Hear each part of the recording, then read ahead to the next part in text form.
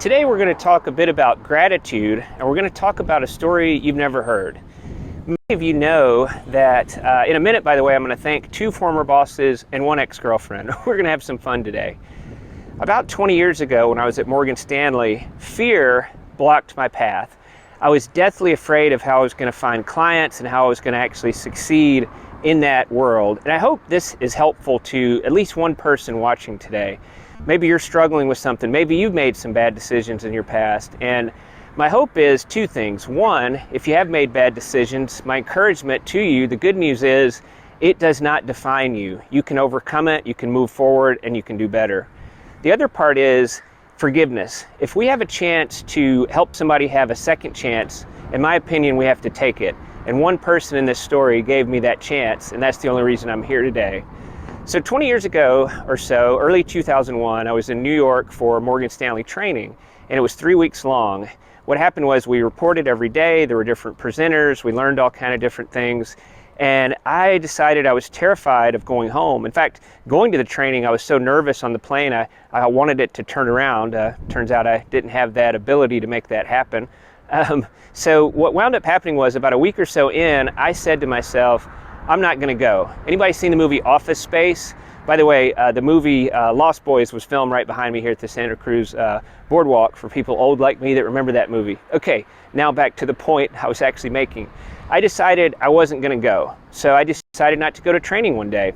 Well, it turns out when a company flies you across the country to do something like that, that's not an option. They sent somebody to my room, knocking on the door, dude, what's going on? Go to training. And I said, I'll be right there. So what I did instead is I called American Airlines. I paid $75 at the time. Seemed like a lot of money. It's a lot more now. And I went back home to LA. I was just done. I was scared. The point is I was afraid and I didn't take action. I let fear change the conversation in a way that I wasn't part of it anymore. So I get back home and I call one of my bosses. His name was Brent. And I said, hey, I'm ready to come back next week. And he goes, well, no, that's not how this is going to go. We don't have a spot for you anymore, he said. And he said, look, I'm going to give you the chance to resign so it doesn't go on your permanent record. So technically I resigned, but in the real world, we know I was fired. A few months later, I was in Pensacola, Florida, making $6 an hour at a law firm. $6 an hour. Another hour, another $6. Let's just say things weren't going well for me in my early 20s. Well, I met a girl there who believed in me. She was a student at Florida State at the time, and that's how I got to Tallahassee, where I eventually got a job in a world that I still am connected to today, and many of you know what that is.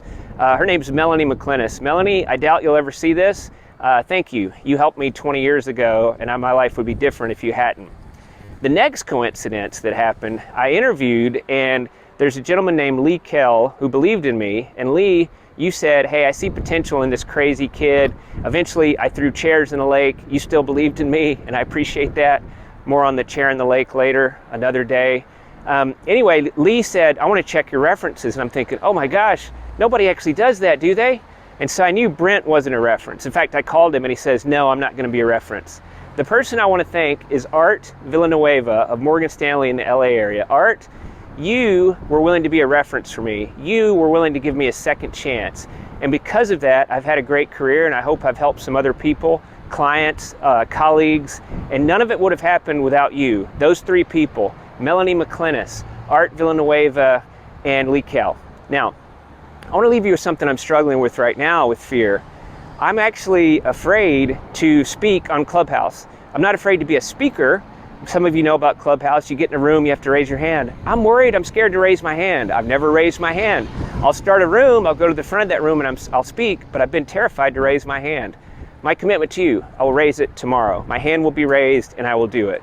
I was inspired to make this video because of what Sarah Samuel said about throwing a grenade in our lives, and I definitely did that 20 years ago. The positive message I have for you today, whatever grenades you've had to blow up your own life, there's a chance to crush, there's a chance to get better. Let's give people a second chance, and let's earn a second chance for ourselves. Second chances all around. Many times crushery only comes, and often comes actually, almost always out of failure. I failed many times, repeatedly, and I'm only here because of second chances. Thank you to everybody who's helped me along the way. Let's go crush it.